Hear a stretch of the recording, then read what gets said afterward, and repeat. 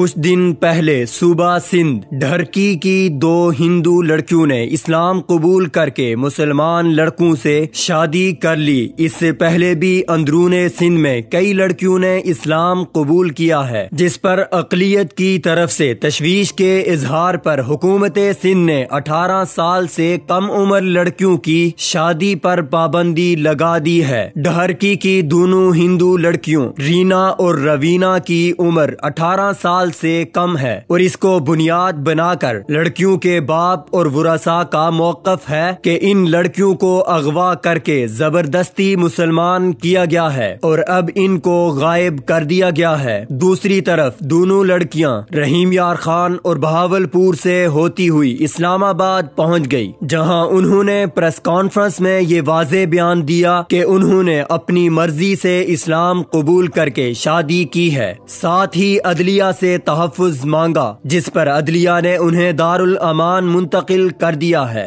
جبکہ دونوں لڑکیوں کے گھر والوں نے بھی عدلیہ میں پٹیشن جاری کی ہے، جس میں ان لڑکیوں کے اغوا اور زبردستی اسلام قبول کروانے کا الزام لگایا ہے۔ اس پر تفتیش جاری ہے۔ ماضی میں اس طرح کے جتنے بھی واقعات رونما ہوتے ہیں، ان پر میڈیا اور بالخصوص سوشل میڈیا پر ایک محاذ گرم ہو جاتا ہے، اور دیسی لبرلز اور انسانی حقوق کی سو کولڈ تنظیمیں کمر کس کر میدان میں آ جاتی ہیں۔ ان کو یہ اعتراض ہوتا ہے کہ کس طرح ایک اسلامی ریاست میں کوئی غیر مسلم لڑکی اسلام قبول کر سکتی ہے۔ وہ ہمیشہ اس ایشو کو ابھارتے ہیں کہ مسلمان ہونے والوں کے ساتھ کوئی نہ کوئی زبردستی ہوئی ہے، اور بجائے لڑکیوں کے من پسند مذہب اختیار کرنے پر ان کی حمایت کی جائے، ان پر دباؤ ڈالا جاتا ہے۔ اگر اس طرح کی لو میرج کی بات کی جائے تو اسلام اس کی قطعاً اجازت نہیں دیتا اور نہ ہی کوئی اس کی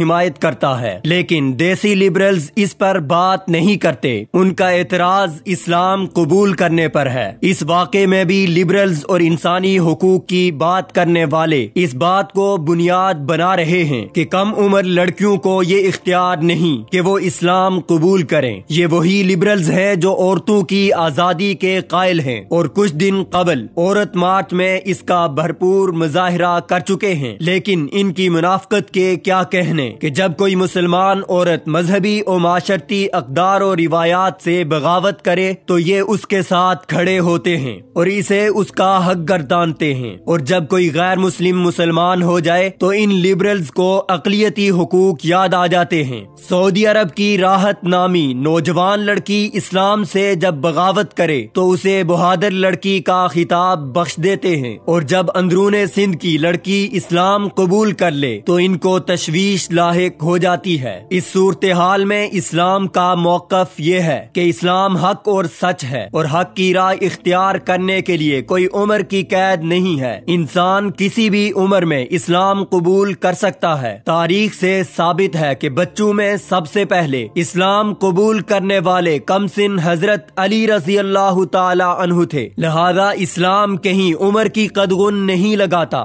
یہاں ایک بات اور واضح ہو کہ اندرون سندھ میں بہت سے مرد یا بزرگ بھی اسلام قبول کرتے ہیں، مگر ان پر لبرلز اور انسانی حقوق کی تنظیموں کا منجن نہیں بکتا، اس لیے یہ معاملات وہیں دب جاتے ہیں۔ اسلامی جمہوریہ پاکستان میں اسلام قبول کرنے کے لیے عمر کی حد لگانا یا کسی کے مسلمان ہونے پر شور مچانا یقیناً باعث فکر ہے۔ اس سلسلے میں کچھ حلقوں کی جانب سے ایک بیانیہ یہ بھی ہے کہ غیر مسلموں پر یہ پابندی لگائی جائے کہ وہ مسلمان ہونے کے لیے محلے کے مولوی سے رجوع نہیں کریں گے، بلکہ وزارت مذہبی امور یا عدلیہ کو کسی غیر مسلم کو مسلمان کرنے کا اختیار دیا جائے۔ اب یہاں سوال یہ پیدا ہوتا ہے کہ شہروں میں تو اس بات کو ممکن بنایا جا سکتا ہے، مگر دور افتادہ چھوٹے دیہاتوں میں اگر کسی کے دل میں ایمان کی شمع فروزاں ہونا چاہے تو وہ وسائل نہ ہونے یا متعلقہ اداروں تک رسائی حاصل نہ کرنے کی بنا پر خود کو نور ایمان سے منور نہیں کر سکتا۔ کیا اس طرح ایک اسلامی ریاست میں کسی غیر مسلم کا مسلمان ہونا ایک مشکل عمل نہیں بنا دیا جائے گا؟ سچ تو یہ ہے کہ جب کبھی کسی غیر مسلم نے اللہ کی وحدانیت اور اس کے آخری نبی اور قیامت کی حقانیت، فرشتوں اور نبیوں پر ایمان لا کر کلمہ پڑھ لیا لیا تو وہ اسلام کے دائرہ کار میں داخل ہو گیا۔ یہاں یہ بات پیش نظر رہے کہ زبردستی اسلام قبول کروانا یقیناً اسلام کے خلاف ہے، لیکن اسلامی تعلیمات سے متاثر ہو کر کسی بھی عمر میں کسی بھی جن سے تعلق رکھنے والا فرد مسلمان ہو سکتا ہے۔ لہذا جب تک یہ معاملہ کھل کر واضح نہیں ہو جاتا